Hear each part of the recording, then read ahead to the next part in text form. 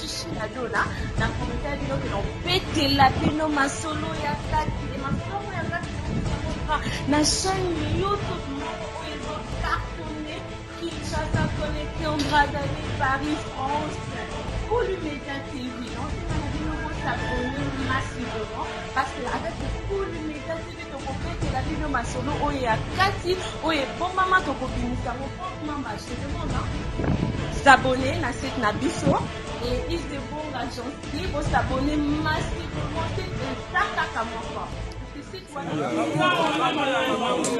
On est dépassé. On est complètement dépassé. Comment est-ce que dans notre pays, un membre du gouvernement nous pouvons subir des... C'est genre des drames. Vraiment. C'est incroyable.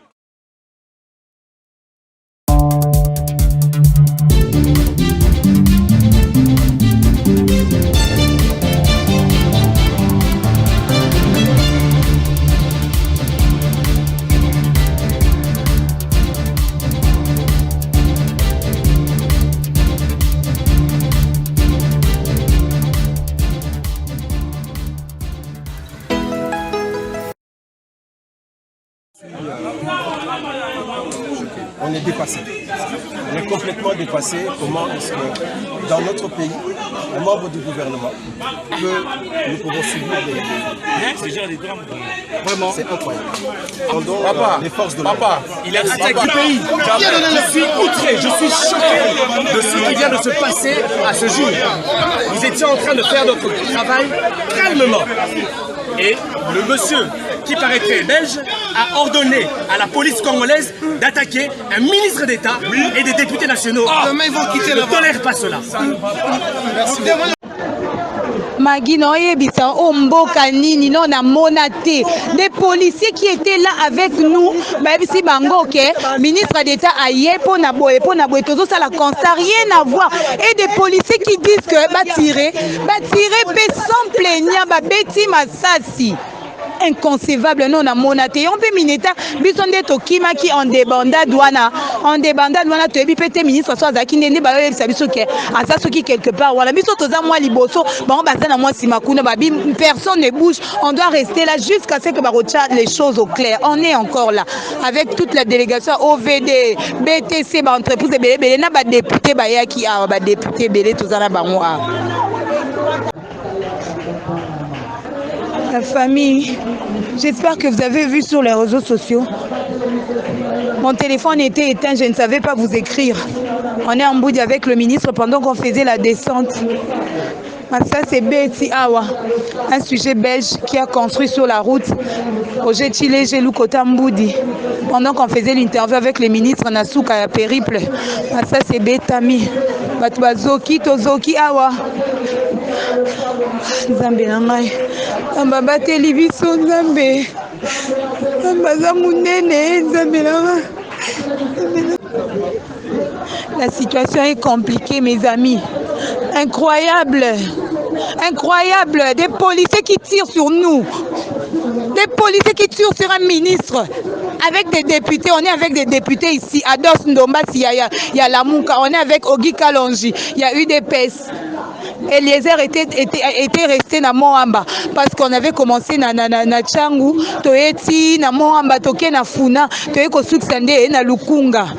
Maintenant, on devait terminer ici à Mboudi. Arriver à Mboudi sur na boucle Moko Awa, des ministres na bata OVD ba sali constat, moyen ba continuer ba travaux exactés parce que un certain belge a construit donc au fait à Kangi mur na balabala, ce qui a somba, ce qui concession, ce que je ne sais quoi. Maintenant, na carte bazo pe sa rapport que tous les jours ici, ceux ba se plaindre, mais ça c'est betamaka. Loko la blague, ba mati likola ba mur na bango ba tie na nzela avec de armes et puis un moment tokika ba braquer ba armes. Ba policier otoyaki na bango aba accompagner qui ministre baké, ben si bango s'il vous plaît, c'est le ministre, il est venu faire le constat, bo kiti sa ba armes na bino. Ba c'est le ko ba kiti ba armes maman. To bandi siko interview.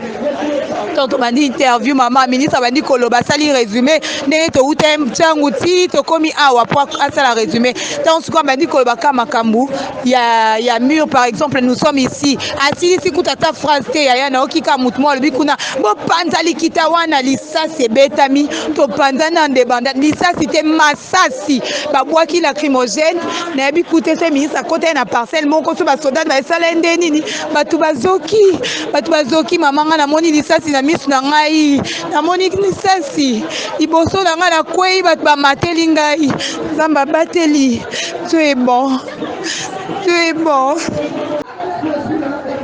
des policiers qui protègent ceux qui soi-disant concession moi il y a un monsieur belge va tirer sur ministre va tirer lacrymogène batu bapanzani ça c'est bête ministre peut le ba kolongwate jusqu'à ce que Kasonga Koya Amouli na ministre intérieur depuis Tozaki a depuis 17 ans na Mboudi. J'ai vu la jeep de la police et auto comme Masiko. C'est pas possible. Des blessés. Nzambe. La situation est compliquée mes amis. Incroyable. Des policiers qui tirent sur nous. Des policiers qui tirent sur un ministre. Avec des députés, on est avec des députés ici. À Dos Ndomba, il y a la Mouka, on est avec Ogi Kalonji, il y a UDPS.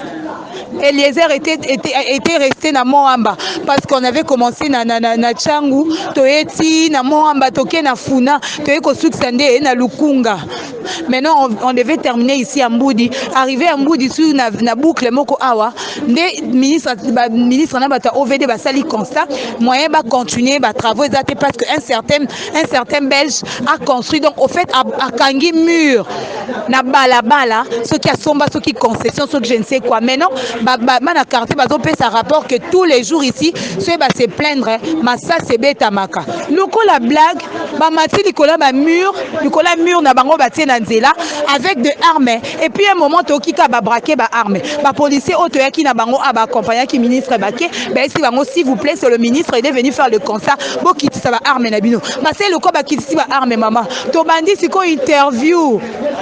To bandi interview maman ministre bandi koloba sali résumé ndenge to utem changu ti to komi awa pour ça la résumé tant ce qu'on m'a dit que baka makambu il y a mur par exemple nous sommes ici asili si kutata phrase te ya na okika mutmo le bikuna bo panza likita wana lisasi betami to panza na ndebanda lisasi te masasi babwaki lacrymogène na bikute se ministre à côté na parcelle moko so ba soda na esala ndenini batu bazoki mamanga na moni lisasi na misu na ngai na moni lisasi liboso na ngai na kwei batu bamateli ngai nzamba bateli tu es bon Nani, le comble c'est que la famille, le comble c'est que les policiers n'habitent heureusement, réagir à quitter, réagir, ce sont eux qui ont commencé à tirer, ils sont bazo beta babal le quoi problème. Ceux qui s'y kasi nani ba policier autodek na ba réplique kaka.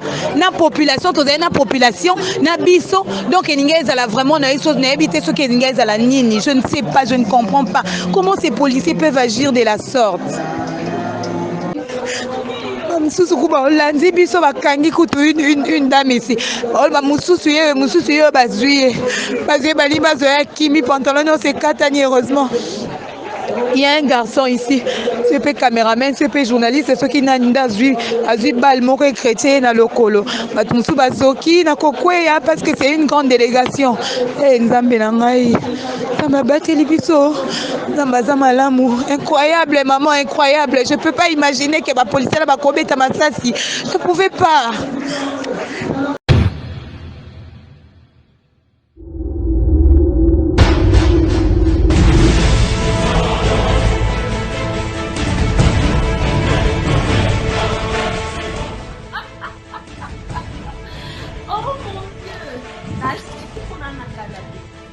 ebisaki bino kena masolo yango ezongi avec chichi na dona na commentaire bino kena opetela bino masolo ya kati masolo ya kati na chaîne YouTube moko oyo ezocartonne Kinshasa connecté en Brazzaville Paris France Kulu Media TV.